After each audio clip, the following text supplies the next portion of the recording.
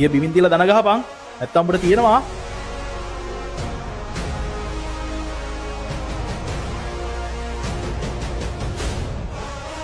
සාජන් අල්ලගන්න.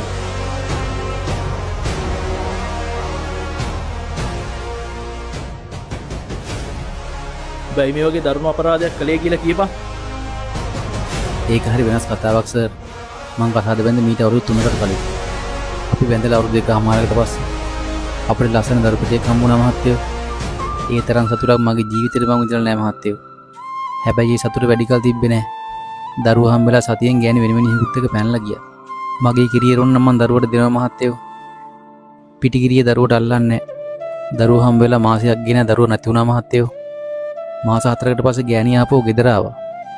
ගෑණි දැකපු ගමන් මට පුදුම තරහක් ආවේ මහත්තයෝ. මට දැකපු ගමන් මතක් වුණේ පොඩි එකා කිරි නැතුව අඬපු විදිය. ගෑණි දැකපු ගමන් මට අතට අහුනේ පිහිය. මට ආපු තරහට මං ගෑණි පපුවටම කොටාගෙන ගියා මහත්තයෝ. දරුවට කිරි දුන්න තනේ තවත් ඒකට මොකද සර්?